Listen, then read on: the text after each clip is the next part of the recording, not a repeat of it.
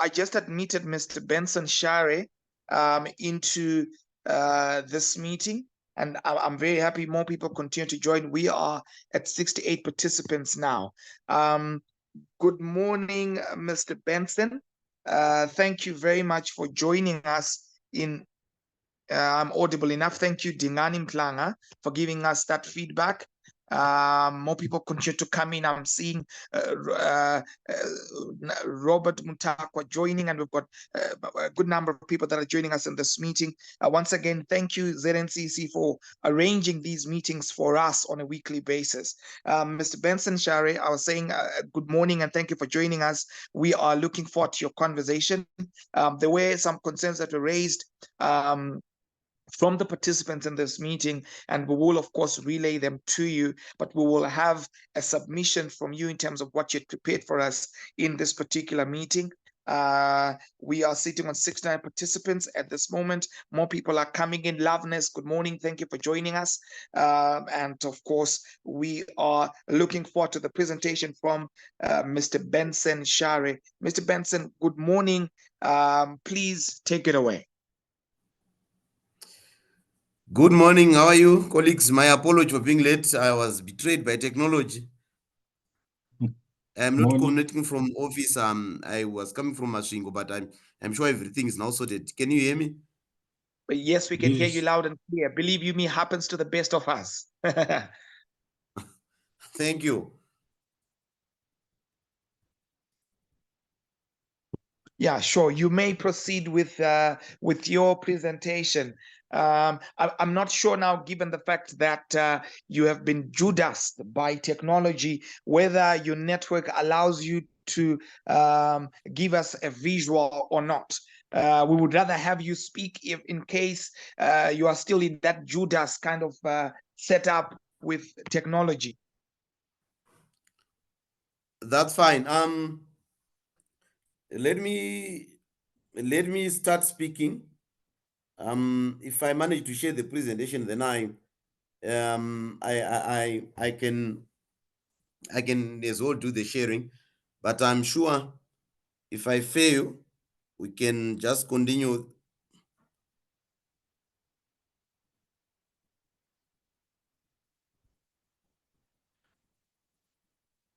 Hello, colleagues, can you hear me? Yes.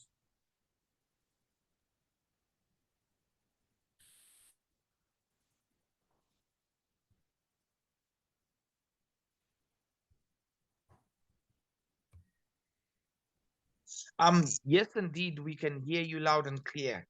Can hear you loud and clear. If you can hear him also, please just send some feedback, and so that we are on the same page. Thank you.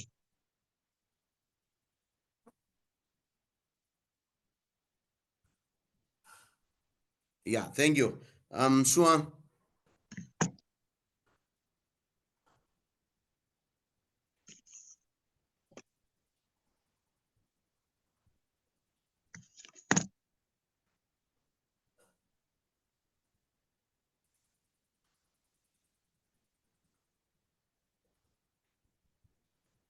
Okay, let me speak from here, since you can hear me. I will then share the presentation with the rest of you.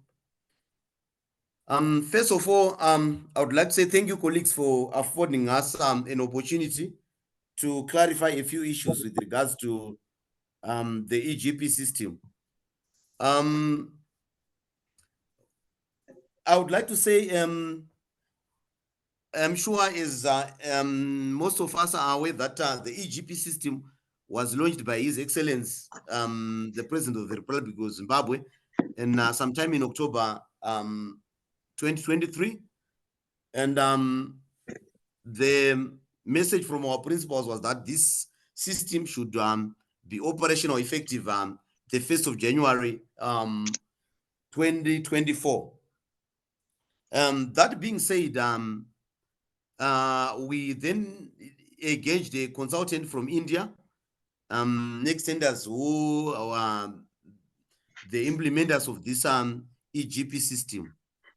And from the regulator's point of view, And in terms of our agreements with the EGP implementer, we are implementing the EGP system in phases. And the first phase, definitely every activity in government, as you are aware, will be nothing if the bidding community is not there. So the first action point from us was to ensure that the system allows supplier registration. And having said that, I'm sure, colleagues, you are aware that we have been having an old system, or the PRAZ portal, which you have been using. And I'm quite sure that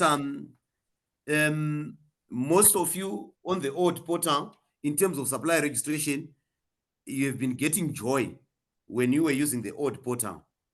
But I'm sure that as the supplier community, sometimes you might not be tracking the trends of how these things happen. When we launched the old portal, which we have then disengaged, we launched it in sometime in 2020, in trying to respond to the COVID issue that had affected the whole world. So we launched the old portal, but also to notice that the old portal was not an end-to-end system. Hence, the need to have this new EGP system, which is an end-to-end system. By the end-to-end system, I'm saying it covers the whole procurement cycle. Suffice to say that apart from supplier registration in the bid bonds and spoke certificates that you have been obtaining on the old portal, this new system goes a step higher in that it now covers e-bidding and e-evaluation of tenders. The rationale behind this is that we are trying to minimize the human element in the procurement cycle, or in the procurement processes. And if you may recall, there's been a message circulating on WhatsApp when His Excellency launched the EGP system, where he was saying that I was flying to Mtoko sometime around sometime in 2022, when he saw some houses with helipads around Shawasha area. Then he said he had discussions with the colleagues that he had in the plane. He asked, who are the owners of these people and where do they work? And jokingly, he said, I was told that these people work in procurement. In other words, he was trying to say there is corruption that has been happening within the public procurement space in terms of in terms of procurement. Then this message was to say this system that we are launching, its main goal is to try to arrest this cancer called corruption. So when we are saying that it's an end-to-end system and we are trying to minimize the human element in a procurement transaction, that's why we are now saying, apart from supplier registration, it also encourages e-bidding, whereby you will be submitting your bids online, and as well, the evaluation of tenders will be happening online. And I'm sure there's been stories to say, I have submitted my bid in hard code, but some pages are missing and so forth. But this system now, when you upload your bid online, it will be encrypted, and it can only be viewed on the date of tender opening. So we are trying to ensure that the bidding community is protected as much as we can. And also to notice that the system, we will then incorporate some evaluation that will be happening, that will be done by the system, though there are some things that cannot be done by the system, but everything will also be happening on the system, so that you can trace the status of your bid up to the conclusion of the whole process.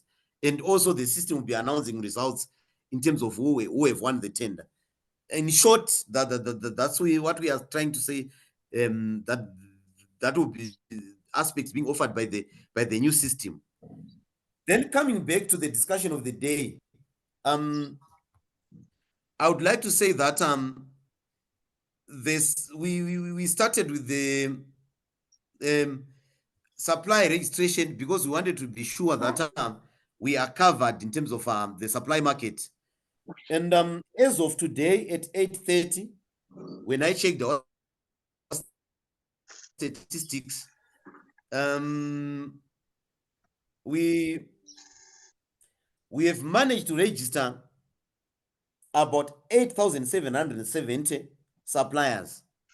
Those are now on board on the system, and these ones have already been issued with their certificates. And moving on with our statistics, they are the pending suppliers which need approval from our side. And in terms of numbers, there are 828 suppliers. And apart from those that are pending approval, there are other suppliers whom we have responded to, and they fall under the page in terms of our window, which called clarification sought, and the numbers are 755.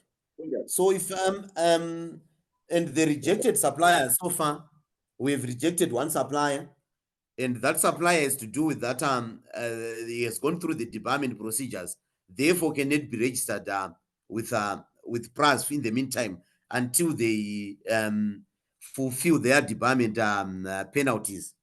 So in repeating the statistics again, we are saying the approved suppliers, those that have been registered, that's the success story of EGP. We've registered 8,770 suppliers, and the pending suppliers are 828, and those who need to attend to certain issues are 755 suppliers. We have already responded to this, so we are waiting for them to respond to the queries that we raised, such that we register them. Then, if I read your submission correctly, you had tasked us to tackle one. Item number 2 was to do with registration processes, challenges faced during the registration on the new EGP portal, and length approval process, taking up to 15 days for registration and to be approved. I'm sure that that's why most of our colleagues are here. You want to understand from the regulator side of things of what actually is happening. I would say when we launched the EGP system, we had also noted the weaknesses with the old portal. Since we had launched it in an emergency, it had not addressed, it had certain gaps which we want to be addressed by the new EGP portal. I'm sure it's a public secret. Everyone has read about the drug saga. And also, apart from that, you bidders have been complaining to say sometimes one person is getting as many as tenders, or is participating in a single tender, but using 5 companies, where you'll be director in company A, and will be director in company B, and will be director in company C, and will be director in company D up to E, such that when they participate in terms of numbers. When you hear that 5 companies or 10 companies have participated, you would think that there's competition and that there's fairness and transparency. But in actual fact, maybe 10 companies that have participated, they are all owned by one company, or they are all owned by one shareholder. So in launching the EGP system, you will then find out that we are trying to address those gaps that has been presented by the old system. Hence, you will then find out that under the old system, we would require certain documentation. Once you upload that documentation, like the CR14, CR6, and so forth, then your registration, when you complete the payment processes, then your registration will then be approved. But now with the new EGCP system, we are now linking it. It has been designed that it will be linked with the register of companies system, though the register of company system has been disengaged for now, but we are trying to ensure that what we are uploading on our system will pass the data integrity test. So we want to ensure that we've captured the correct detail as far as we can in terms of company ownership, that is shareholding structure, as well as the directors' details. So the delays that we have been facing from our side have been that the directors, the bidding community, though they are registering on the system, but they are not following the registration processes to the latter. What do I mean? There is a section called the director's details. We are expecting you to fill in to upload all the directors as they appear on the CR14, that is for old companies, or as they appear on the CR6, that is on the new companies. By new companies, I mean maybe those that have been registered starting in 2019, 2020. I'm sure you've seen that there's been a change between the CR14 and the CR6, and they've introduced the CR5.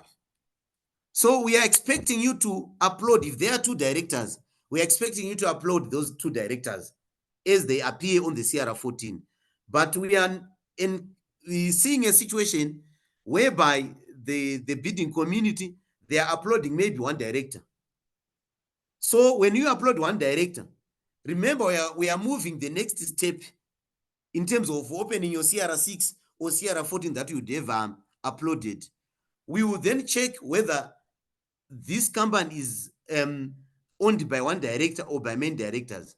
So if you have left the other directors where you're uploading the directors' details, we will then respond to you, say, can you upload all the directors as on the CR14? So that has been one of the challenges whereby the bidders are not uploading all the directors. Then why do we need to do that? Remember, the system will be he has got a phase of e-evaluation of tenders. So when e-evaluating the tenders, the system will then be picking in terms of directors, in terms of the companies that have participated on that particular tender. The system will be picking the names of the directors. So if the directors appear in company A and also appear in company B, which have participated on the same tender, the system will pick that, and that will be an automatic disqualification. I'm sure that will be a plus in ensuring that we give everyone an equal chance to participate in the government public tendering system. That's why we are encouraging you colleagues to fill in all the directors as they appear on the CR14 or CR6. Then moving on, you will then find out that there's a section called shareholding details, where we are expecting you to fill in all the shareholders for that particular company. Having said that, remember your shareholders, they appear on the articles and memorandum of association. But the challenge that we have been facing also from the bidding community is that most of our local suppliers, they bought shelf companies.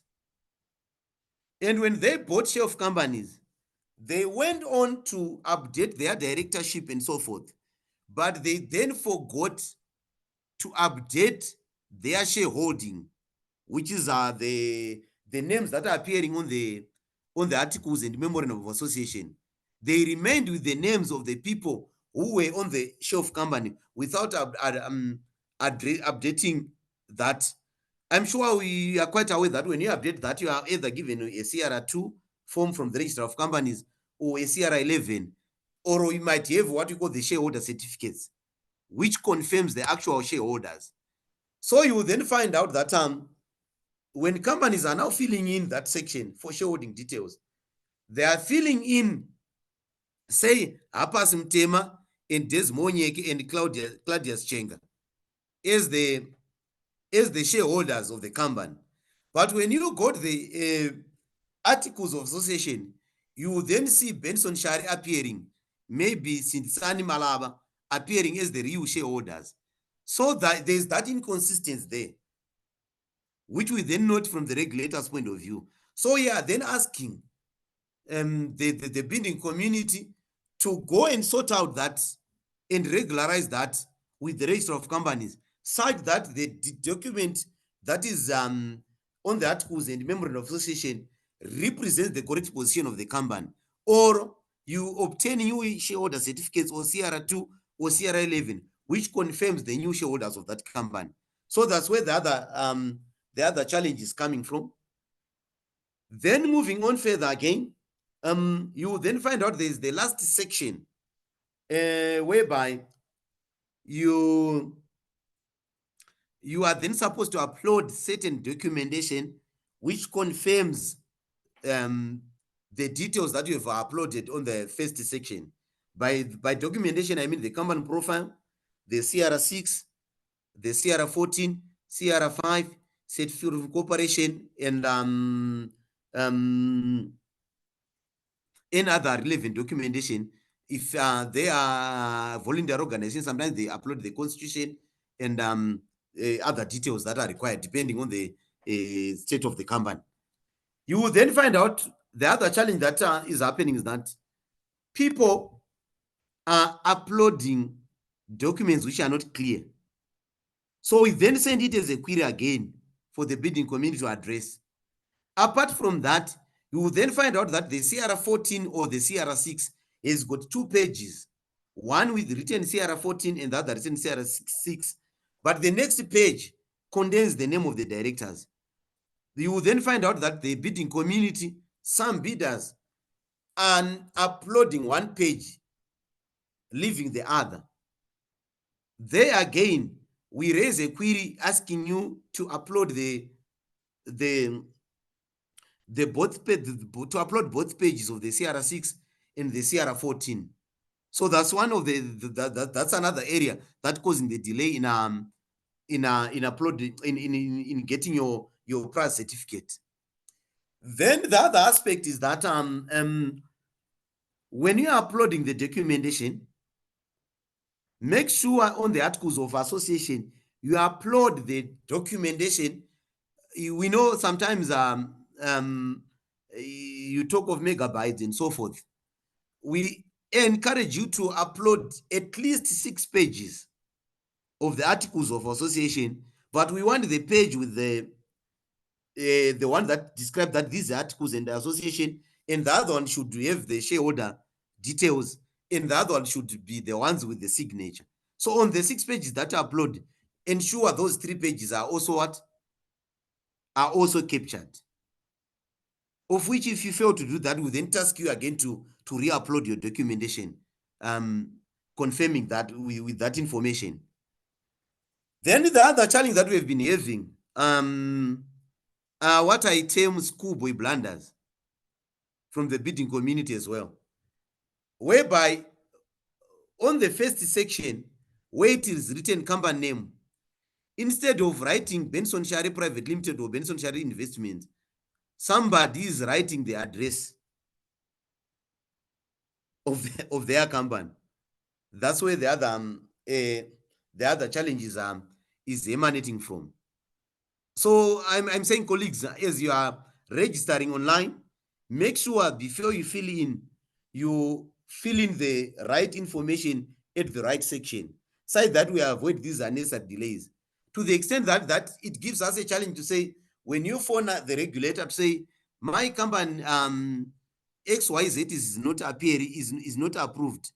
Then when we say, give us the name of your company, when we search on the system, XY will not be appearing because you have inserted your address as the name of the company. So those are some of the issues that are causing the delay in terms of registration. Then the other aspect that we are facing is that we have also bidders whom I call opportunists rather than the actual bidding community. Why do I say so? sometimes if they hear kuti where money is in this tender, they register a category that suits that tender. But while it's in the process of the bidding community, of the registering process, they realize that they chose the wrong category. They now want to shift to another category. They will then say, no, I registered for a wrong category. I now need to pick the correct what? The correct category. But in the meantime, they would have completed invoices, been registered. It's now at the approval stage where it has been approved. Once that is done, the system cannot then not allow for those reversals to happen. You now need to pick the other category to ensure that you have you register for the category that you now want to, of the tender that you now want to participate in. So the other area also which we feel needs to be addressed is on the payment side, whereby the bidding community are not following the payment procedure, the payment instructions that would have been cited on the invoices. Because as you are going through this process, it has got certain instructions that you need to follow. So I'm urging you colleagues to be following those instructions as you move step by step on the registration. But my presentation, which I'm going to share, is covered that aspect in terms of giving you the step by steps that you need to follow. Though these step by steps have also been uploaded on our online platforms and social media platforms to ensure that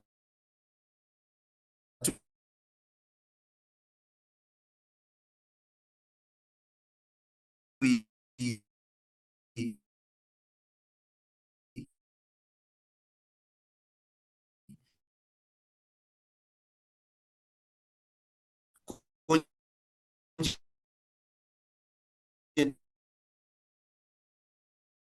that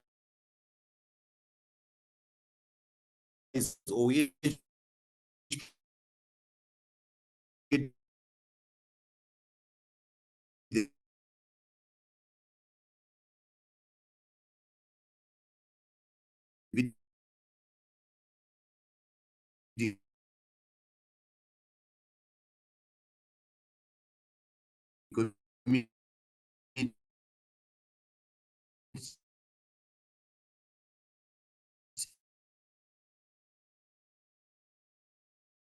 as far as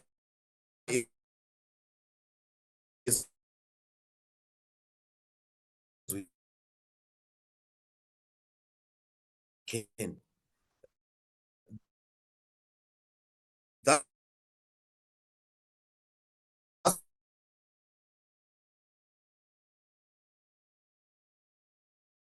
what I can say so far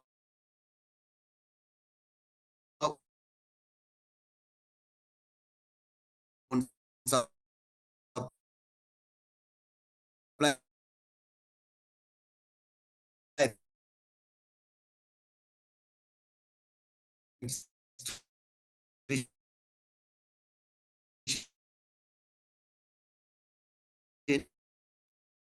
No. Hello. I. Um, It seems like the presentation other is now. I thought I end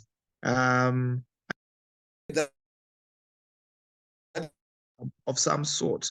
Hello, Mr. Shame. raised was to say lack of communication by the registration process going on. That has been a complaint that we've been receiving.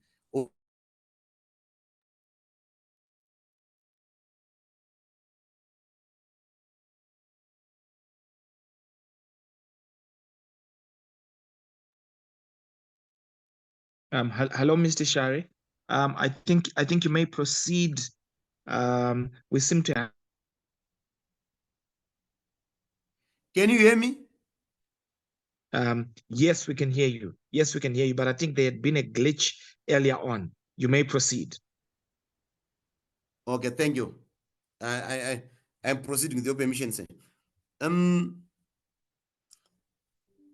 I was touching the aspect of saying, why do we go through this meticulous verification process of documentation? You will then find out that next year, when you are renewing your registration, this process won't be happening because you have already given us the correct what? The correct information. You will then find out that when you are now going through the renewal process, it's just you making your payment and going through the approval stage. Once your payment is verified, then your approval is, again, is what? Your approval process doesn't take what? Doesn't take time. Like what was now happening on the old portal. Because in 2019 or 2021, 2020, when we launched the old portal, we had gone through the same pain of trying to ensure that we are capturing that data as much as we since the online systems are data driven. But you find out that when you are now renewing next year, or even in the second quarter, if you registered quarterly, you won't be facing these delays because we now have your details, we now have your data. What will only happen will be causing some delays will be for those that are now trying to update their documentation to ensure that we have the correct information. Because sometimes shareholders change, sometimes directors do change. So maybe those are the ones that will be facing some delays. But for those that have would not have changed their details, the process will just be automatic as what was happening in the old portal. Then it is suffice to say that you will then find out that last time we had improved our portal to the extent that the payment aspects, if you paid through an internal bank transfer, whereby the man will be going in direct to our bank, you then find out that our old portal would automatically clear your payment. And if you pay via EcoCash, your payment will be automatically be cleared, such that you didn't require to go through the payment verification process. But colleagues, bear with us on this aspect. Like I told you that the old system was something that was internally generated. Our team had internally generated this. But now that we wanted an end-to-end system, we had to engage an outsider, an external consultant who is implementing this EGP system. So the payment gateways, I'm not a fund in this area, but I'm just speaking from a layman's point of view. The payment gateways that we have now, they are coming from the consultant's point of view, but there's a risk on PRAZ on losing revenue and also of hacking and so forth. So we are still going through a payment verification process to ensure that we are not losing revenue, and also that we are not subject to hacking, to ensure that we guard against those risks. So the payment verification is like almost every payment is being verified. That's the other area where the delay is being caused. But I'm sure the numbers for the payment that needs verification, they are also playing in the region of 500, 600. The same applies with those that are pending registration. We are playing around 700, 800, 600. Those are the figures, because as you clear others are also coming on board. So the payment gateways are also being fixed to ensure that when we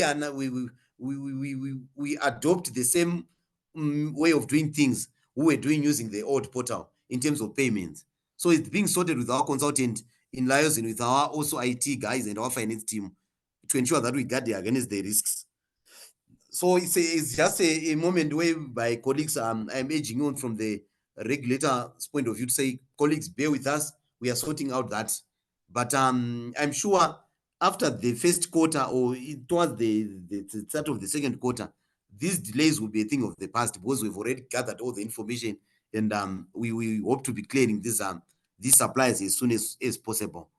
Then on phone calls not being answered, I would say, colleagues, it's not like the phone calls are not being answered, but sometimes when you phone, the same officer you are phoning is also on another line with another supplier, and also sometimes he's attending to a certain issue, to the extent that wherever possible, we pick cause is we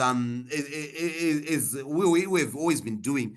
But in this case, it's just a matter of that it's a new system and the queue is very long in terms of those who want to be attended with PRAZ.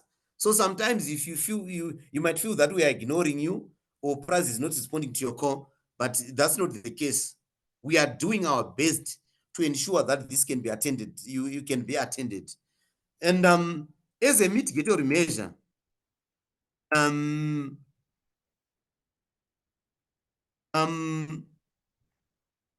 would say from the regulator's point of view, we have come up with certain mitigatory measures. One, you will find out that every supplier, every employee of PRAZ has been trained, starting from the CEO, to do supplier registration, such that we put all hands on the deck, such that if you go to the reception, if you call anyone from PRAZ, she should be in a position to assist you, unless the complication that is arisen when she is checking your submission requires the intervention of the experts in terms of supplier registration. That's why that person cannot help you. Then we'll transfer you to the relevant department, which is operations. That's why you can face a challenge. But if you have uploaded your documentation in the appropriate manner, you have not made errors, then you shouldn't face a problem. Then the other aspect that I had left in terms of documentation uploading, you will then find out that there's a shareholder percentage aspect. The shareholding percentage should add up to 100%. So make sure that what you're uploading adds up to what? To 100%. Let it be clear there. Then there are companies that are owned by other individual companies. I mean, those companies that are listed and so forth. It might be difficult to upload the shareholding percentage. Those ones we are saying, put the shareholder certificates which confirms those companies that are owning that company, that is good shares in that company. Where possible, if the percentage can be shared, then that can be what? That can be as well shared. But I was on the aspect of mitigation, what PRAZ has done, and I'd advised that we've pushed for a modus operandi where we are saying that all hands on the deck, where almost every officer at PRAZ employee should be in a position to help somebody with registration. Then apart from that, we have lengthened working hours and also including work during weekends. That's the other mitigatory measure that we have taken. Then more personnel were put on board for supply registration. We've gone through some recruitment to ensure that we beef our staff complement to be assisted with supply registration. And believe me or not, the same numbers that we took when we launched the new system, the old system, are the same numbers that we are working with. Then we also set up a call center in our 8th floor offices to attend to walk-in clients. This we did when we were in the peak of supply registration, but when we managed to clear the backlog to numbers which we felt that this way could now be managed via phone calls, that call center no longer have individuals that are attending walking-in suppliers. But that does not mean that we've done away with the call center. The call center is operating. It's only that sometimes, like I indicated, that sometimes you might feel that you are not being answered. It's just that the same person will be, the same people will be attending to other people who are calling. Then the other aspect, we've a dedicated work line for supply registration, which was online 24/7. Then the other mitigatory measure we have come up with, we are uploading manuals on PRAZ, Facebook, and Twitter websites explaining how to register. Then apart from that, we have also seen that this is something that we are trying to implement. We have also seen that the bidding community is being fleeced by those who know how to use the system. To the extent that it pained me when I met one other colleague, and he knew that through conversing, he then knew that I work for PRAZ. Then he said, how much is it to fee do you charge for registration? Then we said you should only pay 120. Then he broke off. Then I said, why? Then he said, do you know how much I was charged? I was charged $600 for a process that should be going for 120. Then I said to him, no, you look, our processes are quite open to everyone. What you should simply need to have is your laptop and something that can scan your document. You don't even need to engage a third party. But we have seen that people, just like what happens at the passport office, they've got a tendency of believing that things at PRAZ or the passport office don't happen. So I should have somebody who should go and help me, who should do these things for me. Or sometimes the other bidding community, the company owners are very busy. They also need to have somebody to do these things for them. To the extent that we have seen that there are agents who are doing this work, but they are fleecing the bidding community. So we are on the, we are moving with plans that we now need to create agents who will then be working with PRAZ in terms of supplier registration, where there will be an agent, principal agent relationship, whereby they will be asked to pay a certain fee, which is quite minimal, and we conscientize the bidding community of the fees that they are supposed to pay and so forth, such that the bidding community will not be fleeced. So we are now working on the legal aspects in terms of having that principal agent relationship, because we've also seen that those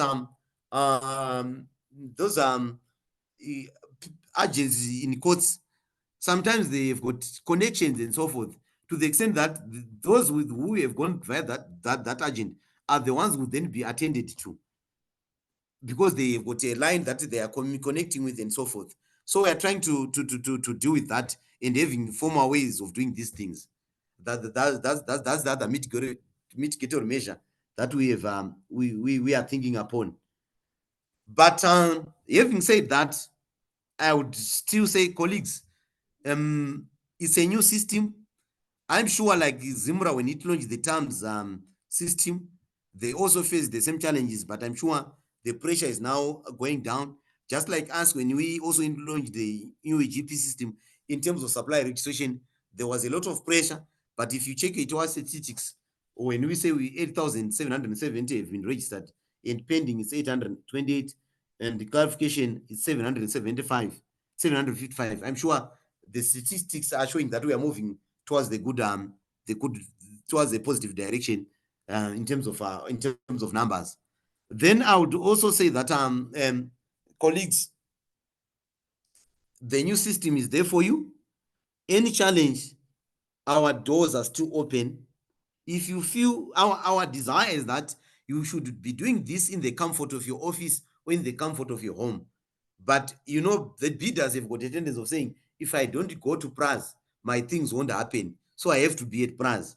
So we are not closing that door, but we are also saying, if you have done your work, your things in the appropriate way, there's not even a need for you to come into PRAZ. You might just need to be following up via a phone call so that your query or your issue might be addressed. But I'm sure we are moving in the positive direction.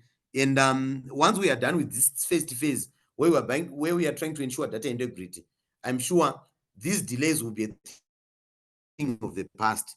And the payment gateway, I'm sure it's being sorted out with our ICT team and our finance team. I'm sure we'll be back to the normal way of doing things. I'm sure you've been giving positive comments when we are now doing our surveys in terms of customer satisfaction. You're now saying that PRAZ things are now up to scratch and things are happening at PRAZ. But it's just that we've launched a new system which just needs to be, which has got certain issues that we are sorting out. And once we are done with that data integrity issues, I'm sure the system will be working. Then the next aspect that you wanted addressed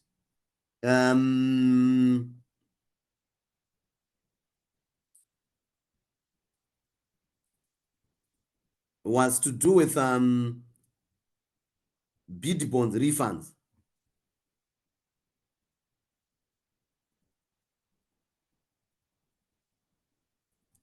I'm just checking on the actual communication side that I'm sure that I have addressed every aspect. Refunds and approvals, bid bonds. The issue of bid bond refunds, which remains unresolved. These delays in approving document upload on the portal before payment is made, resulting in funds sitting in the PRAZ account for an unattended period. Right. From the bidding community, I'm sure there are payments that you pay. There are refundable payments and the non-refundable payments. The spoke fees, the bid disagreement fees, those are non-refundable. Contract administration fees, non-refundable. Challenges to procurement proceedings, non-refundable. But there is refundable, which is the bid security. You then find out that I understand the bidding community when they've got a feeling that PRAZ is delaying in terms of refunding the bid bonds. What's happening is that the bid security, I'm sure you're quite aware that it's a money that you pay to show serious of commitment to participate in a procurement process, and it's something that is paid globally when you're participating in tenders. And that bid security is tied to a procurement process until that procurement process is completed. Once a winning bidder is announced, those that have lost their bids, the bid or the tender, once the winning bidder is announced, then the refund process should should follow. But now what's happening is that what should be happening is that through the publishing of the award notice, bidders may then only be able to process their contract fees before contract signing and performance. The award notice triggers the release of bid securities placed through PRAZ.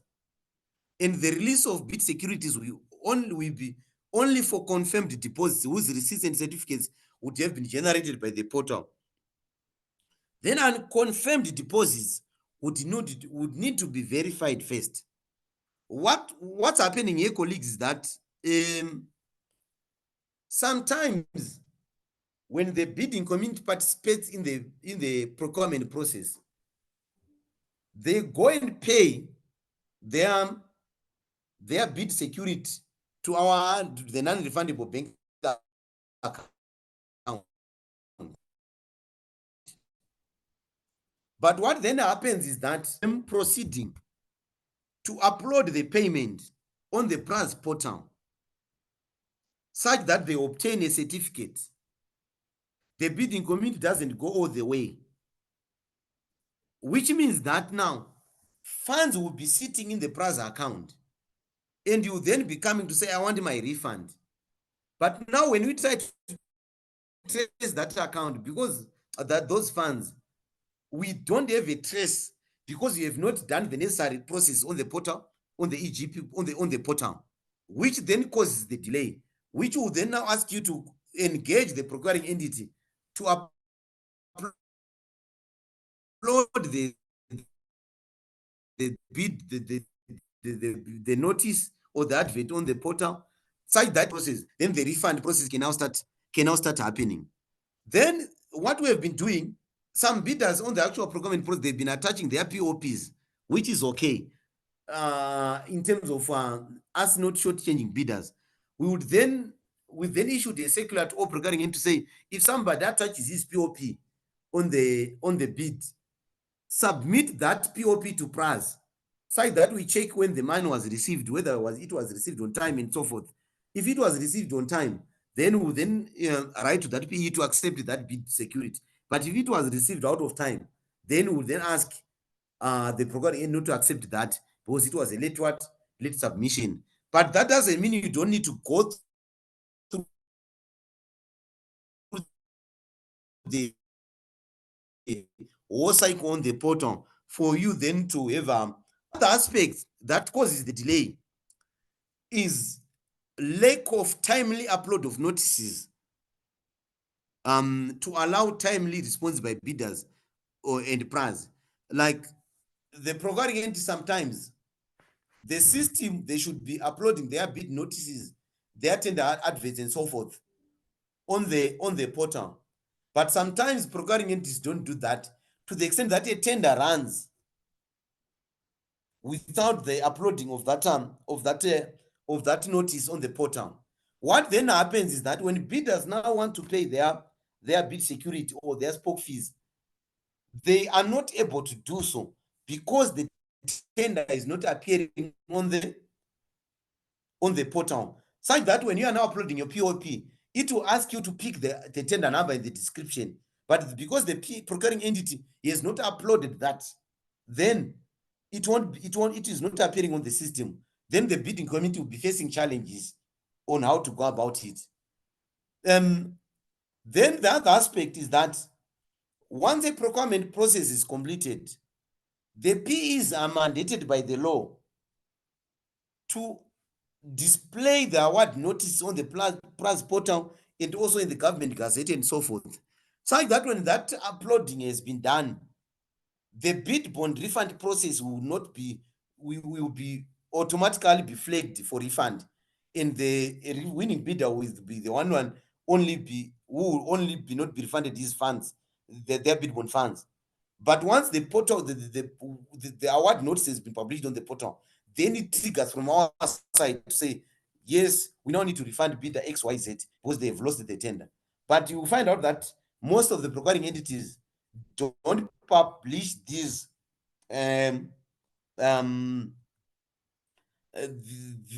notices, these award notices on time, like just like the way they do on the tender adverts. They don't publish them on time on the portal, which causes a delay in terms of bid bond refund. But however, having understood the pain that the bidding community goes through, if you approach us, if you write to us formally, we also write the procuring entity to advise on the status of that tender, because remember, the process is happening at the procuring entity. The award process of the tender happens at the procuring entity. We then write to them advising on the status of the tender. Some quickly respond to say, we have awarded the tender to so and so, then you can you start refunding the bid bond. Then once that is done, we start the refund process. Then the other aspects is that sometimes we also ask you as the bidding community to approach the respective procuring entity and advise them to formally advise PRAZ that the tender has been concluded, therefore trigger the refund process. Then when we do that, when you do that, the procuring entity sometimes responds, but sometimes they don't. Yes, which comes out to say that when the new act was launched, it didn't have some it was more of a carrot. It didn't have a stick, which enforces the procuring entities to act when they are where they are supposed to act, which gives an inconvenience to the bidding community. So what we've done also is that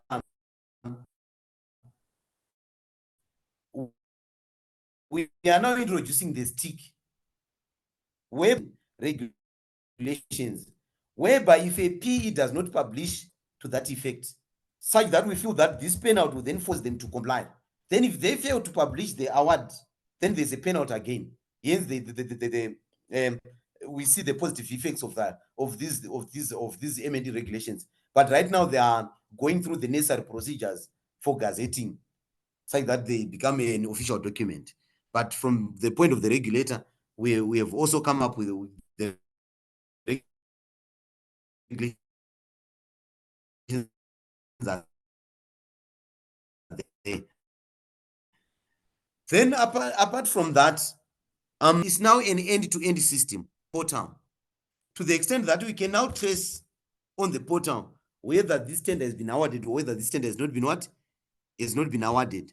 Now that we can trace from the regulator's point of view, it means now that once the tender has been awarded, we can now automatically trigger the refund process of bid bonds.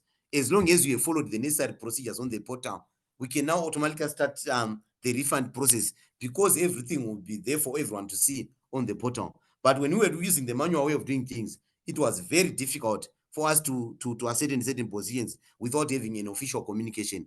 So this is the beauty that is being brought about by the new system. And I'm sure, colleagues, last but not least, I would say we are going through a change process. Like what happens in every change process, it has got its own challenges, but that doesn't mean that we should now turn our back on the system and say let's go to the old way of doing things. We would rather say let's go along with the pain that we are going through, while we are addressing the certain gaps that we have already to us as the regulator, which we are also alive to, and we're trying to doing our best to ensure that we address those challenges. I'm sure we will get there we want, and to ensure that we always remain as a responsive regulator, like we have always been, in ensuring that the bidding community is happy with the public procurement system and has got confidence in the public procurement system in Zimbabwe. I'm sure, given the time frame and that I was late, I'm sure I would end here. I thank you very much for giving me an opportunity to present issues to do with supply registration and bid bond funds from the regulator's point of view. I thank you very much.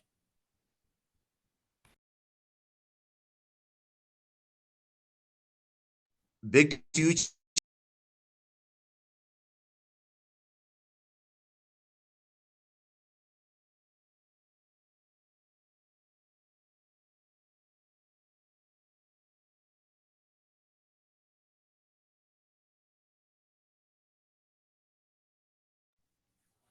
Back to you, Chair. Can you hear me?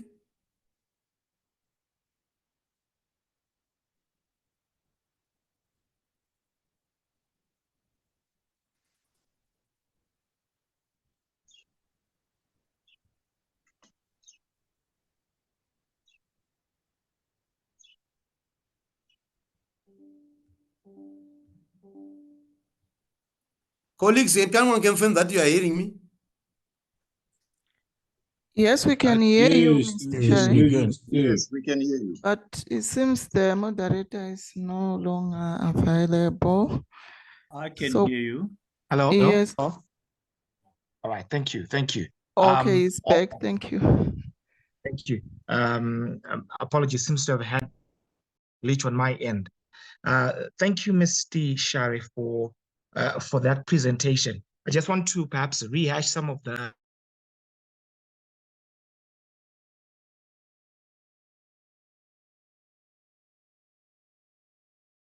those company owners who have shareholder that bought shelf companies. Mr. Shari highlighted it's important that you make an update. Another point he raised was it's important for you to make sure that you've got clear and complete documents. And he also made reference to what he called schoolboy mistakes in his presentation there, where he says make sure that you put in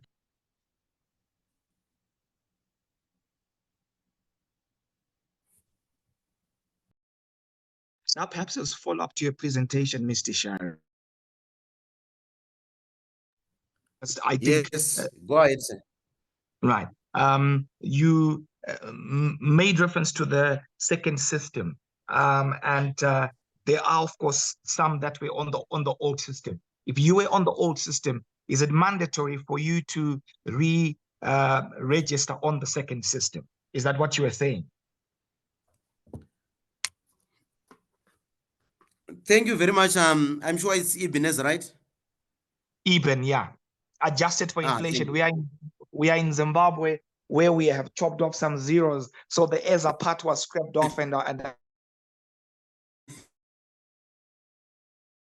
go by Eben. You may proceed.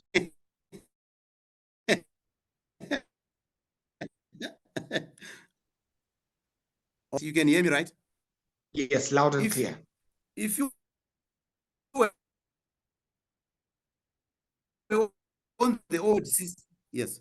If you were on the old system, we said that the old system was something that was implemented in an emergency situation whereby we had COVID and so forth, whereby that system had certain gaps in terms of data integrity. You would then find out that sometimes you would not upload all the documents as required.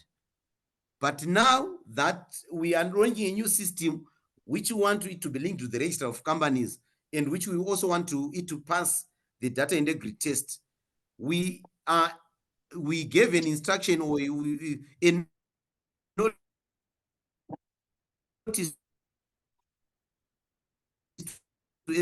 bid the bidding committee that you start the registration process of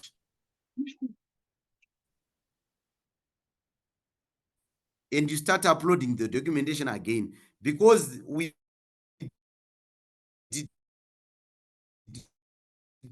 the due to compatibility issues and so forth,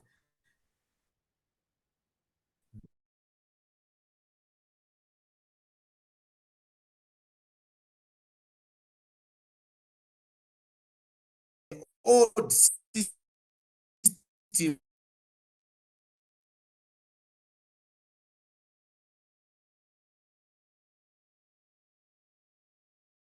you even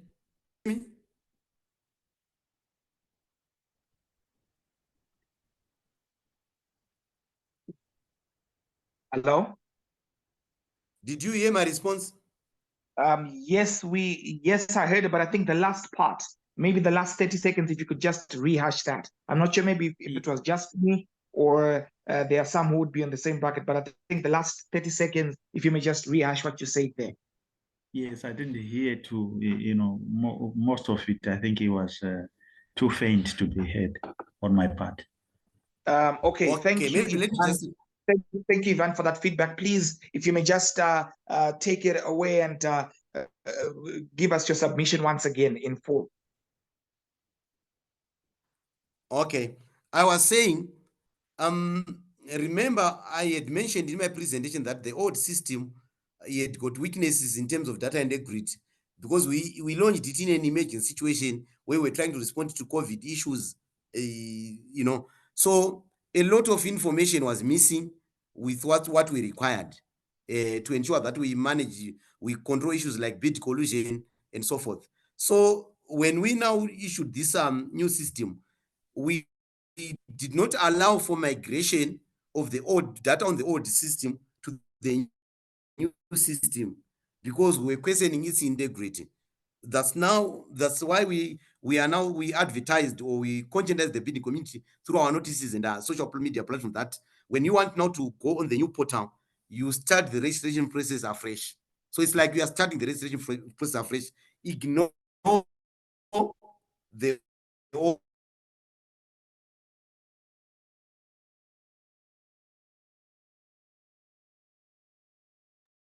process.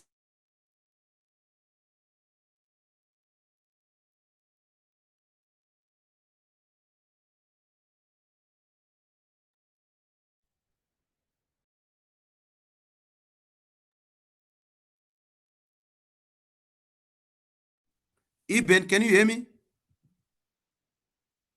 Hello, Mr. Shari. Can you hear me? Hello. I think I lost you for about 20 seconds, but I think the meat of the issue, I think we got that to say you did not allow for migration as you had no more confidence in the old system, hence you have started afresh. Now, as follow-up to that, of course, your participation in this conversation is part of raising awareness. But if I may just make a follow-up to say, what are you doing to ensure that the masses, the business community, as it were, gets to be informed fully about some of these changes and processes that have taken place?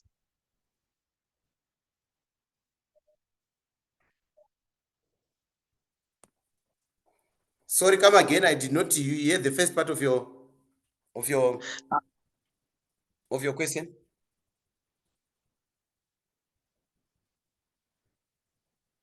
Okay, I'm saying that you did not allow for migration from the old system onto the new system. And I think that that's crystal clear. So I'm asking now, what have you done and what are you doing to raise awareness about some of these transformation and the changes that are taking place or that have taken place? Of course, your participation in these meetings, such as the ZNCC, is part of the efforts, but may you speak broadly to that?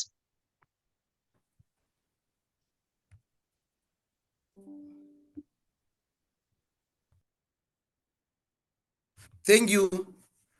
I would say from where we sit as a regulator, given the time frame that we were given by the principals to ensure that this system is online.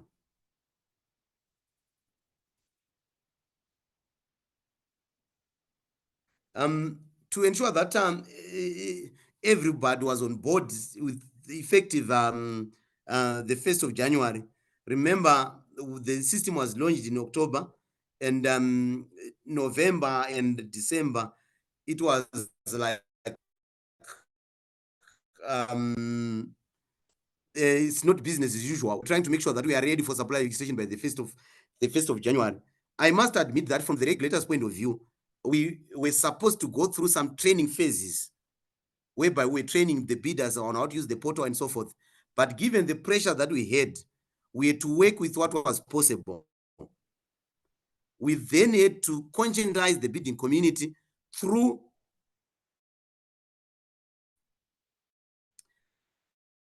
uploading manuals and notices and adverts to the bidding community, our social media platforms, where we're giving information to bidders on how they should go about it. But from the training side, I would like to say, from the regulator's point of view, we are still to train bidders more on the portal, which we are now hoping that now we are entering to phase 2. I'm sure starting next month, this month, we are now entering into phase 2, which is now about the bidders submitting their bids via the portal. We are going to be going through some training sessions, which will be then be educating bidders on how they should go about it on using the portal. But for supplier registration, I must commend the bidding community that despite there being a training, they just behaved like somebody who has been sent a banking application, whereby the bank sometimes don't train people, but because you want to transact, the bidding community responded in a positive manner. They tried to adopt to the new system, and I must commend the bidding community for that.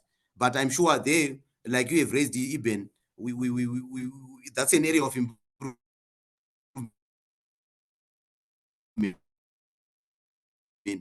when we are trying to do things in a better way next time. Yeah. Sure. Yeah, because more often than not, you'll find that in our business community, much as there is need to upgrade certain systems for them to for there to be improved efficiency, more often than not, there is an information gap, and it's the users of the systems that find themselves in a situation where they're confused, they're not sure how to proceed, and it can be inconveniencing more often than not. So I think it's important. I think the onus is on you as PRAZ to ensure that you reach out to the business community so that they understand more. As I'm speaking, I am sure there are some questions that individuals would have from the floor. Earlier on, before you joined the meeting, we had a question asked by Zivanai Tembo about the phone calls not being picked up. And you said it's not that we are not picking up your calls. Some participants or members of your team would be busy. What I'll just say is that maybe you would need to make sure that it's interactive. If at least there can be some automated response to communicate that someone is going to be responding to your phone calls as soon as possible. I'm assuming maybe that may not be the case given what we discussed before you joined the meeting. So if it could be interactive to some degree, I think that would be important so that while I am calling, I have that element of hope that somebody on the other side is going to respond. But perhaps as a means of trying to ensure that we make sure everybody gets the information, in my other hat, I am a business anchor for ZTN Prime on DSTV channel 294. I'm opening up a slot for PRAZ between Monday and Tuesday at 2 o'clock so that you can come through for a 12-minute presentation on how the system is working. Because from my personal perspective as a business anchor, I think there is some information gap there. So you're free to take that up so that you can appear on DSTV on ZTN Prime for a conversation. Questions from the floor with regards to the submission of the presentation that was made. I know that Mr. Silas asked about pricing. I think we could attend to that a little bit later.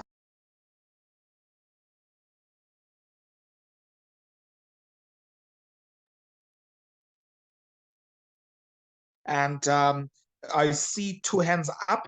I see a hand from Gloria Gawe, as well as from Silas again. Okay, we'll have a question from Gloria.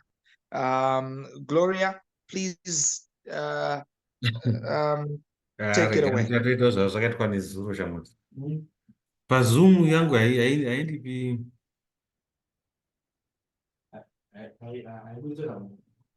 hey. Hello. I think Second Muguyo, I think we could hear what you were saying. I think you were having issues. I think Second, you want I'm to sure the raise a floor has been question. given to Gloria. Go ahead. Okay, Gloria, please take it away.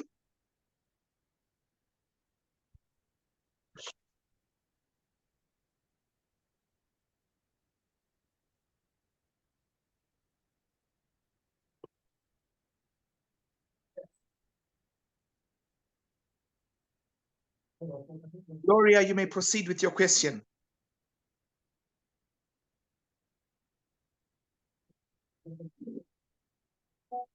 I'm ready with mine. Okay, while Gloria gets ready, Second Muguyo, please take it away. Okay, thank you so much. I just wanted clarity in terms of registration, where you want to put up or upload your shareholders. The assumption that has been given by Mr. Share is that shareholders are always individuals. What happens where you have shareholders who are organizations? Do you just do you have to now upload the full set of documents like your CR14, certificate of incorporation for that organization, which is a shareholder in another company? How do we do that? Quite a pertinent question, Mr. Mugio. I'm sure I have heard we have had such scenarios, especially for companies that are listed on the stock exchange, whereby they are not owned by individuals, but they are owned by other companies. What we have been doing is that normally we instruct or we advise that you upload the name of the company that is good the share, that is good the shares. Then on percentage, you might just set the word various. Then you upload the certificate of incorporation plus the shareholding certificates. Normally, I'm sure you'd be having the shareholding certificates or the company registration document for that company that is good shares in that organization. Or sometimes we then find out if we want to say put names, there are quite a number of names that will be owning that company. So we can't encourage you to upload. You end up uploading maybe 100 people. That cannot be. That becomes cumbersome. But we encourage that if it is a company that has good shares in a certain company, they upload the name of the company, which is the shareholder, on the details section for shareholding details, and the other document to confirm that this is the company that was this, like the CR certificate of incorporation. Maybe if the shareholder certificates are there, they can also be uploaded. I hope I've clarified. Thank you, Mr. Second. Noted, thank you. All right, Danke. I think we can move on to the question from Gloria. And then shortly after, we'll have another question from Leonard Tamwari. So Gloria Gawe, you may take it away. Hope I say that right.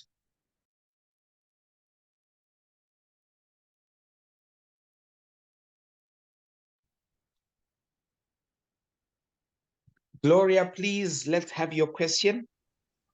Gloria, if we may have your question, please.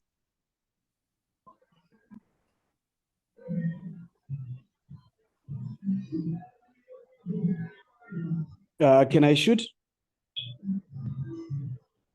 All right, Leonard, you may shoot. Okay, thanks. I wanted to ask, Mr. Shari talked about I'm not so tech savvy about the payment gateway. If possible, if we can get an indication is in terms of how the payments are going to be done on the new platform. Is it going to allow Zim switch, or it has to be like the Zimra way, whereby a given institution is to choose a bank of their choice that they want to use on their terms per platform, so that they can pay through a designated bank? or it will be a Zoom switch platform that any bank can be used to do the payments online using the new platform. Thank you.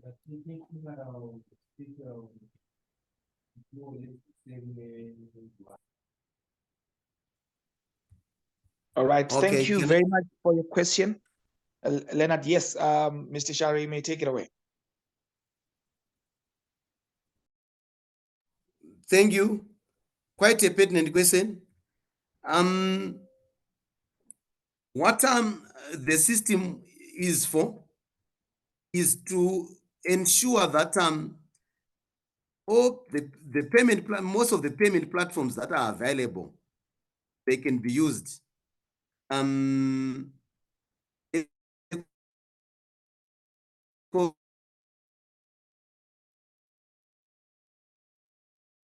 Cash, one wallet, those are the platforms that can be used that you use. Not to say that a particular bank can be the mode of payment that you use when you are paying for this. But any payment method like in bank, you can pay from in bank. Then also using these platforms that are mobile platforms that are now available, like Eco Cash, One Money, bank transfer. Those are the options that are available for you to make a payment. I'm sure the presentation that I'm going to be sharing will be covering those aspects in terms of methods of payments. I thank you. Thank you. We will now allow Gloria, who still has her hand up. Gloria, please proceed and ask your question. If you may just unmute and then relay your question, please.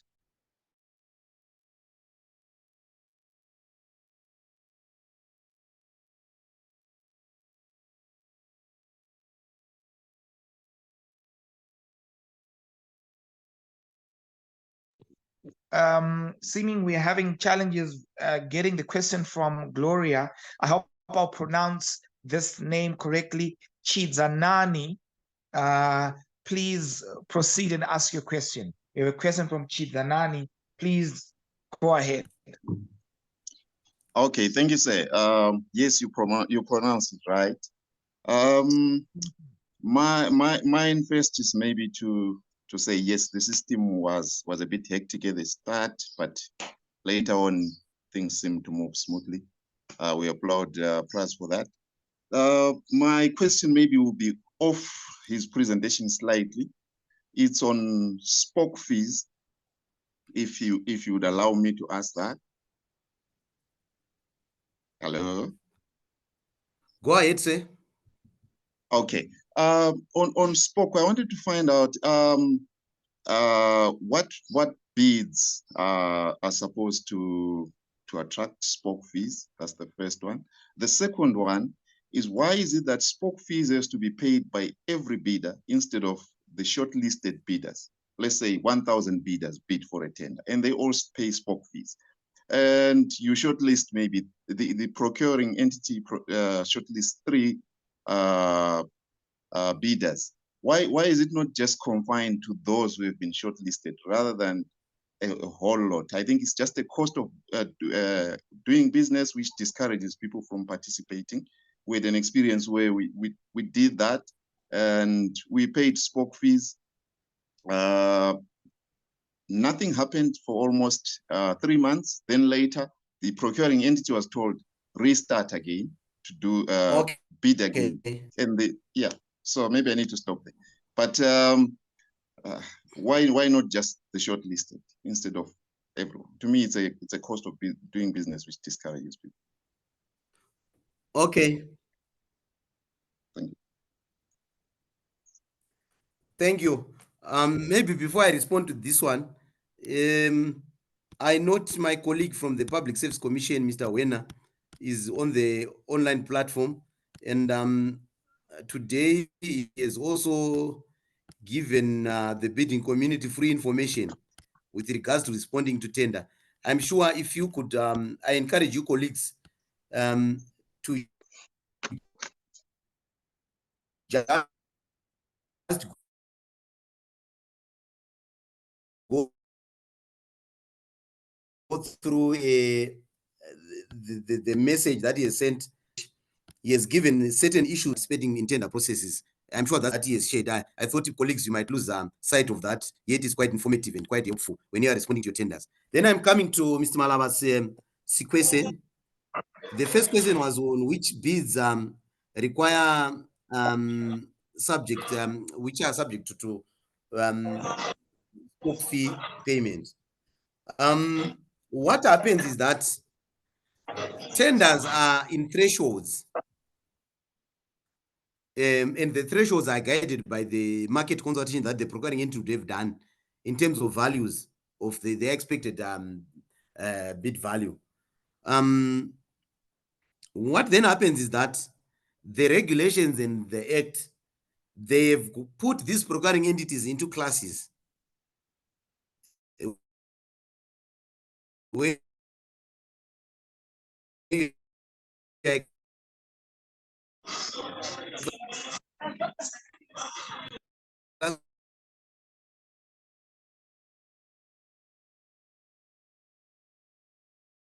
they require spoke intervention.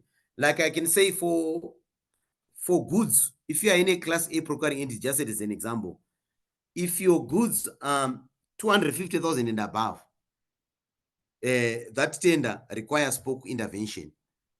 And if the goods are below 250,000, that is to say 249,999, they don't require a spoke fee. But I know that that won't be something for your bidding committee to be worried about, because what then happens is that every tender, if things are done the appropriate way, if it requires spoke fee to be paid, every standard bidding document, by now we won't be using those standard bid documents, because the invitation tender documents will be now on the portal. The information for you, whether you are required to pay spoke or you are not required to pay spoke, appears in the standard bidding document or in the invitation to tender tender document. So if you see, sometimes I receive phone calls from bidders to say, I've got this tender which is not requiring me to pay spoke fee. I will simply say, so why are you bothered on paying something you have not asked to pay? If the document is silent on that, proceed as it is, follow the instructions that are in the tender document, because it won't be a crime for you, because you are following the instructions that you have received. If a crime arises on spoke fee on a document that didn't have spoke fee, you can raise that issue, and that issue can be sorted out. Then you ask to say, why is spoke fees paid by the shortlisted bids? You will then find out that when you participate in your tender, it doesn't mean that by participating, your bid is not going to go through scrutiny. Your bid is going, every bid that has been submitted is going to be scrutinized by spoke. Hence, whether you are compliant or you are not compliant, spoke will be doing its job. Hence, therefore, it becomes mandatory for everyone who has participated in the process to pay spoke fees. Where I can appreciate your point though is to say the cost of doing business is a bit high.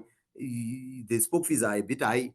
I would say that obviously it's something for that can't be resolved in this meeting, but it's something that I can take home and also present it to our principals, because remember, these things are always gazetted and they are subject to go through certain approval processes. And since it is a concern that you have raised, Mr. Malawa, I'm sure it's something that I can take home and also consider for deliberation with the relevant stakeholders, so that if there is an address to the issue, you would see changes coming taking place in terms of these fees. I'm sure that's what I can say for now with regards to your question. Then, such that I don't lose track, Mr. Eben, you've suggested of an open automated response. I'm sure on the automated response is something that is being worked upon. I'm sure this will be implemented as soon as possible. I'm sure I can say it is now maybe 50% or 60% completion. our team is working on this one, automated response. Then on the DSTV platform that you have given us the floor to appear to present this thing, I'm sure we are open to that opportunity. And if you can, maybe if you are from ZNCC, you can avail us your details such that we know how to get in touch with each other so that we can prepare ourselves for that. I'm sure let's from Gloria Gawi. I will give Gloria the last what I can say. Proceed to others. Hello, am I audible now? Yes, Gloria, you're audible. Okay, thank you. I was having challenges with my Zoom, but if I'm audible, thank you. So my question was, it's basically a challenge that we are facing on PRAZ, and I thought maybe I should bring up the question so that maybe even others can get help. So we have 2 payments that we have done for supplier registration. Sorry, Gloria, go ahead. Yes, can you hear me now? Yes, yes, I can hear you. Okay, I was saying we have a challenge with the PRAZ portal. We made 2 payments in beginning of February for supplier registration, and we uploaded our payments on the portal, but the colleagues from PRAZ, they keep saying they cannot see our payment in their account, even though we have submitted reference numbers from the bank. That's the first question. Did you get the question? Yeah, I think yeah. Okay, and then so we are having a challenge for almost a month now. We have not been able to get the registration, even though we have provided reference numbers to say the money has already left our bank and it's now at CBZ. Then the second question is, there is a tender closing next week for ZTTDC, and that tender is not on the portal for us to upload payment for spoke fees. So we have contacted ZTTDC, and they are saying the tender is not appearing now because it was extended. So we should check with PRAZ how to upload spoke payments for extended tenders. So we have tried to call PRAZ offices. We managed to talk to, I think, 2 different people, but they seem to refer us to ZTTDC, and ZTTDC refers us to PRAZ. So we are stuck. So my question is, if we submit our proof of payment, will it be acceptable by the procuring entity? And also if we maybe PRAZ, when issues like this happen, if you can help us by also checking with ZTTDC and then find out what could be the problem, than for us to go to ZTTDC, they refer us to PRAZ. We go to PRAZ, they refer us to ZTTDC. I think if you can assist maybe by possibly communicating with the procurement entity. So those are my 2 questions. Thank you. Thank you, Gloria. I'm sure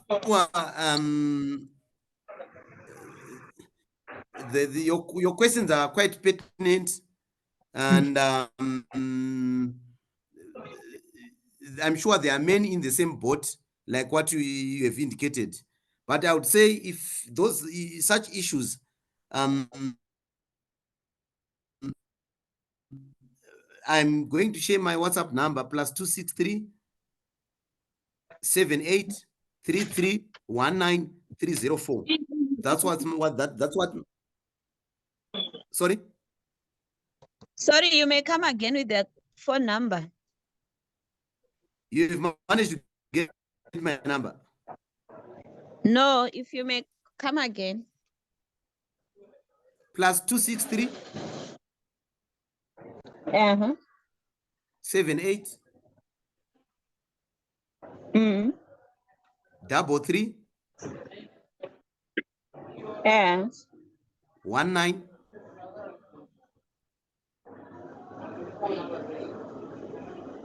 Yes.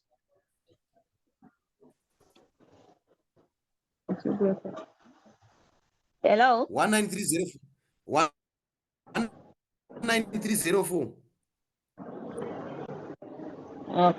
I have also typed it. I've also typed it on the chat platform.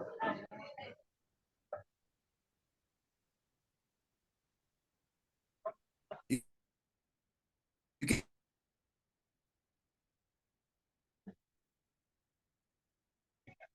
check the message. The number is now appearing. But as to the ZTDC tender, my advice to you: make the payment. If the tender closes without you getting the certificate, just attach that proof of payment. But make sure that the payment is done on time before the closing date of the tender. That won't make you be disqualified for that particular tender. But basically, on the matter is that the procuring entity is on the platform. They have to have an approved procurement plan. So most of the procuring entities are still on the stage of having approval in terms of their procurement plan. That's why those tenders are not appearing on the portal. They can't tell you the reality that their plan is not yet approved, but that's on the EGP platform. But I'm sure that will be resolved very soon. But for you not to be inconvenienced, attach the proof of payment that would have paid for that particular tender, whether be it security, be it spoke fee, and so forth. Then that will suffice for your participation in that tender. Thank you very much. Then with regards to registration issues, I'm not there. There are quite a number of issues that are being registered. I paid on this date and so forth. I'm sure I've shared my WhatsApp number. Just send me a message on WhatsApp, then that can be attended to. Those with specific issues with regards to their specific companies. I thank you. Thank you. Well, quite an informative conversation this is proving to be. Do we have any other questions? I'm seeing two hands. Okay, Tafadzwa Mutlanga, if you may come in as well. Thank you, Gloria, for your question. Tafadzwa, please take it away. Hello, am I audible enough? Very audible. Okay. Mr. Benson, if you would allow me to slightly take you off from your presentation a bit. I wanted to know, in terms of the numbers, how much progress has been made in roping in state entities in the EGP system, and what percentage of the state entities has been roped in? And the second question is, how do you view the exemption of state entities under the MTAPA fund from the procurement, public procurement scrutiny? And what's your comment with regards to the transparency issues being raised by several social society and towards the need to avoid the misuse of procurement funds? And lastly, can you comment on the issue of entities or companies that are not taking the proper channels on procurement processes? Thank you. Thank you, Tafadzwa, for those questions. Thank you, Tafadzwa. Mr. Benson. Thank you, Tafadzwa, for those pertinent questions. And I'm sure if I'm reading your questions very well on the platform, your first question was to do with how much progress has been made on EGP system on roping in state entities and what percentage of state entities have been roped in. I would say we have got 357 state entities within the public procurement space, and I would say was a but one. I'm sure about 160 state entities had uploaded their procurement plans, and about 70 they were, that is to say, 44% and about 70 he had already uploaded their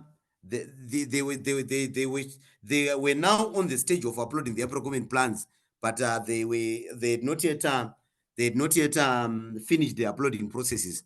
But that being said, that doesn't mean that the regulator has done its part in terms of ensuring that each and every procuring entity has got the login credentials for them to upload whatever they want to upload on the system.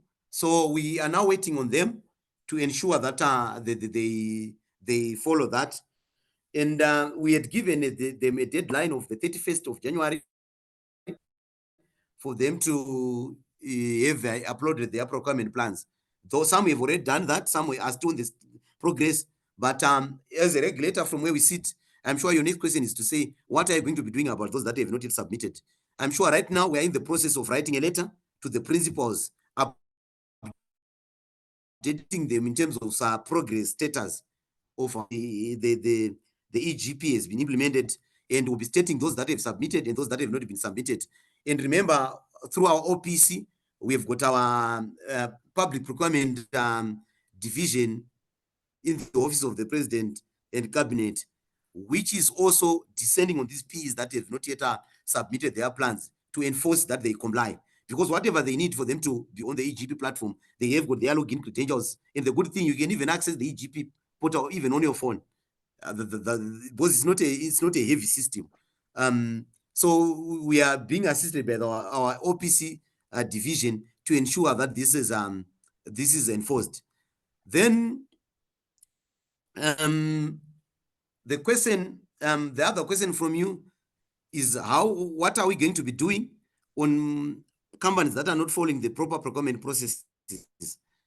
One, we are now having the M&D regulations that are coming in terms of having penalties on them. But also, we have got Section 94, which criminalizes certain activities. And from where we sit as a regulator, we entered a transition phase, the first 2 years, and we extended that transition phase. But we are now saying we are now 5 years past the transition phase.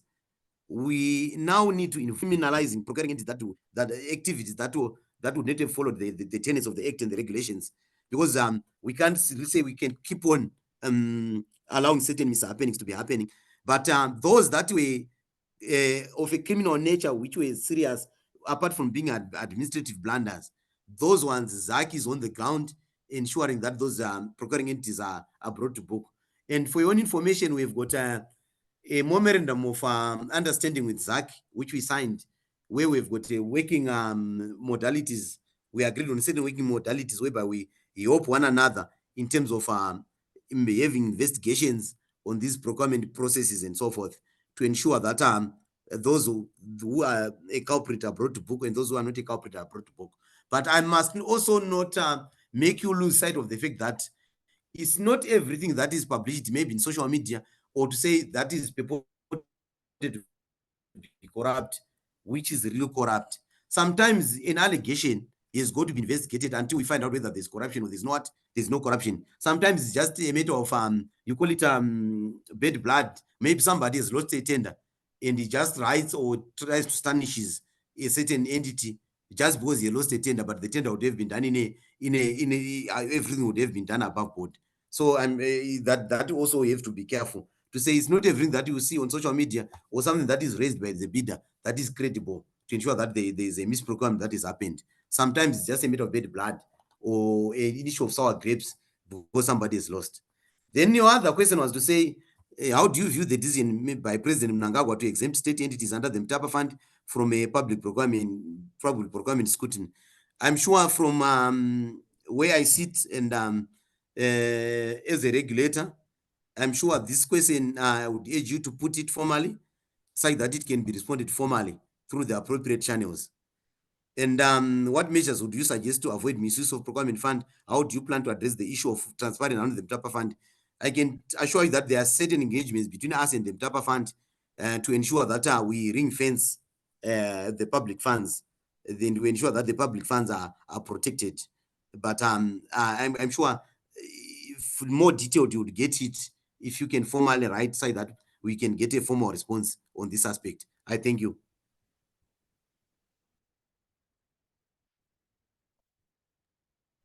It's all right. Thank you so much.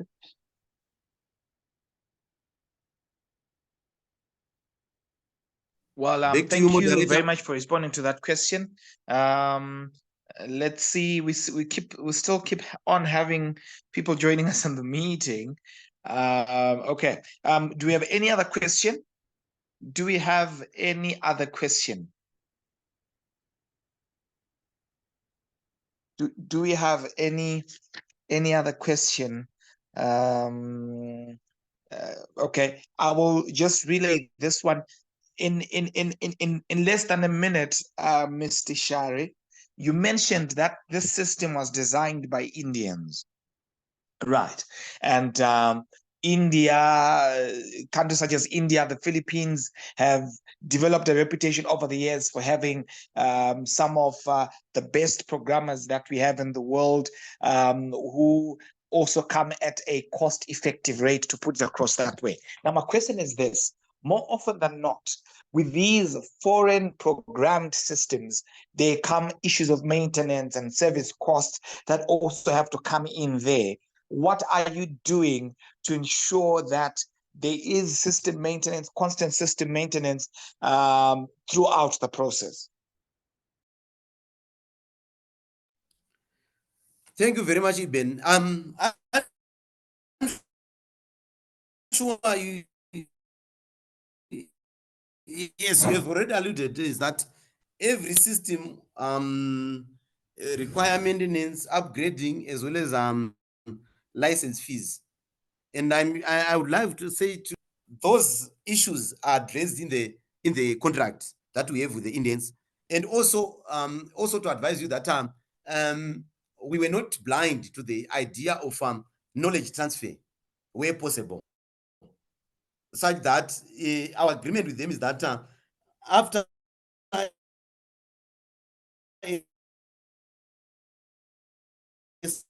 certain period, once we are now quite sure that the system is working there are certain aspects of the system that are going to be monitored and implemented by our own internal team that is on the ground, and also that internal team is also working with our consultant who was the winning bidder who implemented this system. And I would also advise you that apart from the programmers, some of the programmers being in India, the other team is actually on the ground at our offices. They are using a certain office with our team when they are implementing this system. So we want to ensure that the skills transfer and knowledge transfer, and to ensure that most of the items are done by us once the system is up and running. And also, I'm sure this will be, I will be glad to inform you that the programmers themselves, they've said to us, in all the countries that we have implemented these systems, Zimbabwe, you have shown that you are really serious about having this system work to the desired level which you want. You have put All out. right. You have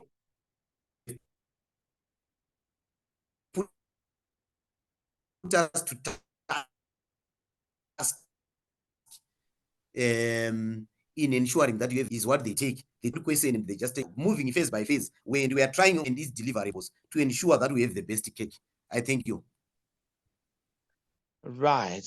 Thank you. Thank you very much. And perhaps as follow-up, you said that the registrar system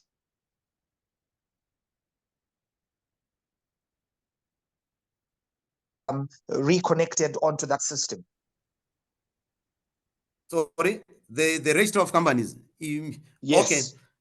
Yeah, we have designed the system in such a way that it allows for integration with other government systems. In mind at the moment is the Zimbra system and the PFM system is going to be integrated with those with our system, as well as the one from the register of companies. Is going to be integrated. When? Look, like I told you that we are moving in phases. We are now in phase we finished phase 1.1. We effective today. We are effective last week. In fact, we have moved into phase 1.2, whereby we are now focusing on e-bidding, e-evaluation, and the other aspects of the contract management aspects. And phase 3 and phase 4 will then talk about those integration aspects. But we are planning to ensure that before the third quarter of this year, everything will be in place. And we also, with Zimra and PFMS, we shouldn't have a problem because their systems are already in place.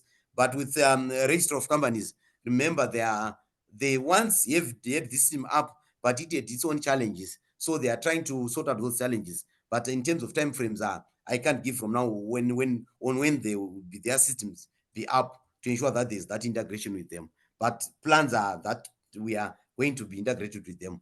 Thank you very much. Well, thank you very much, Mr. Share, for that presentation, and thank you to all the participants for participating and asking the questions. And we are grateful for this conversation. Now, I will allow Mr. Mackenzie Dongo, who is the ZNCC Bulawayo Vice President, to give us the vote of thanks. Mr. Mackenzie Dongo, ZNCC Bulawayo Vice President, please take it away. Thank you, Mr. Mabunda. Thank you for the wonderful moderation. Thank you, Mr. Ben Share.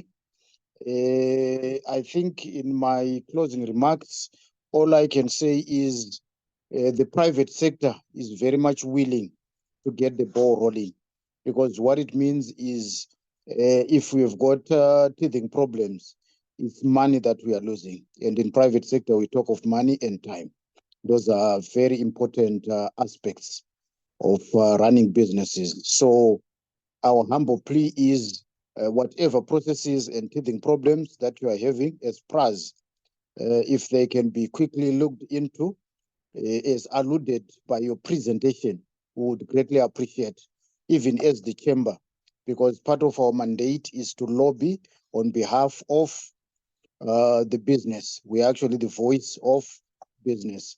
So I need to thank you very much for creating your time and coming on board to shed insights, because PRAZ actually affects a number of businesses, because one way or the other, the ecosystem, if one system is not working within the ecosystem, then it has the multiplier effects to other ecosystems as well. So from your presentation, it shows you are really committed to resolve whatever problems that are there. And also, I think in a nutshell, basing on the number of questions and the time that has been taken, because I think this was supposed to be built for an hour, through the organizers, I think what it means is as soon as you work or resolve most of your problems, we wouldn't mind having part 2 of the PRAZ presentation and regulations, just to check on the milestones that you would have covered. But in a nutshell, I need to thank all the participants and all the organizers for such a wonderful insight, because with this, I tell you, we are poised for greater heights. And the more interactions we have, the more problem solving we are likely to have, which is going to be a win-win situation, which will help us attain our vision, which is Vision 2030, of being an upper middle class by 2030, which is only achievable if the policy and the operating environment is in tandem with what we want to achieve. Thank you very much once again. Thank you for everyone for participating. Have a good day. Thank you. Bye. Thank you. Thank you. Thank you very much. Bye-bye.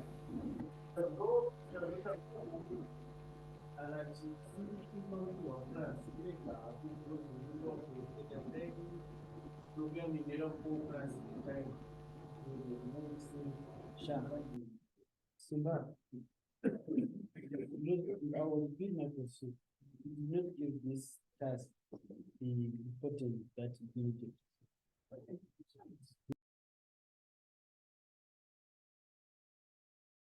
Well, thank you very much, Mr. Dongo, for that presentation there. Thank you very much to all the 120 plus participants that participated today. Thank you very much to the captain of the ship, Mr. Mugaga, and to the rest of your team. You have yourselves a great day, and we pick it up next week. Thank you very much.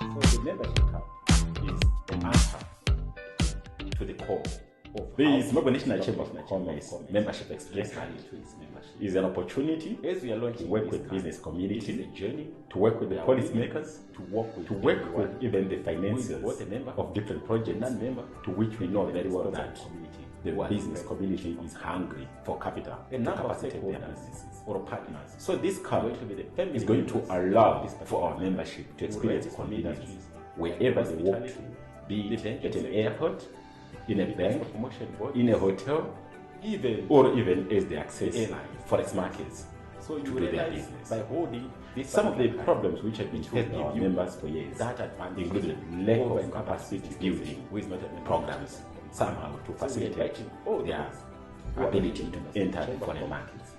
So the membership join this is an answer which will give you to the benefits of how can the Zimbabwe National Chamber of Commerce give value to its membership. Somehow, as we are launching this card, it is a journey. We are willing to work with everyone who is both the member, the non-member, and even the sponsoring community who are the friends of the Chamber of Commerce. Some of the benefits, a number of stakeholders or partners are going to be the family members of this particular country, who ranges from industries like the hospitality, the banking sector, the export promotion bodies, even the airlines themselves. So you realize by holding this particular card, it will give you that advantage over an average business person who is not a member of the Chamber. So we are inviting all those who are not even members of the Chamber of Commerce to come and join this big tent, which will give you the benefits which had never been experienced before.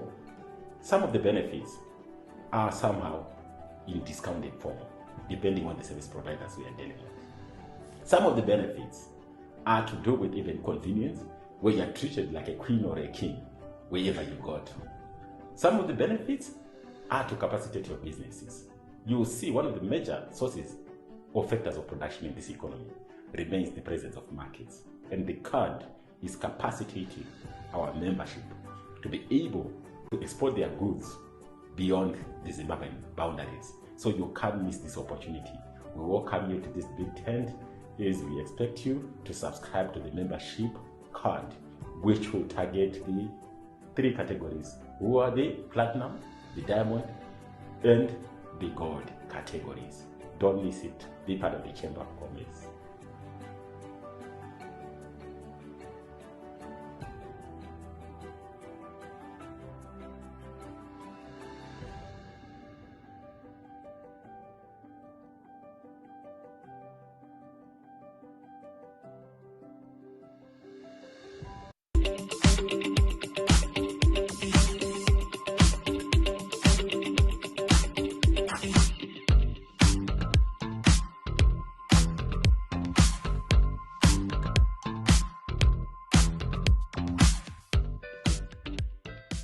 The Zimbabwe National Chamber of Commerce Membership Express Card is an opportunity to work with business community, to work with the policymakers, to work with even the financiers of different projects, to which we know very well that the business community is hungry for capital to capacitate their businesses.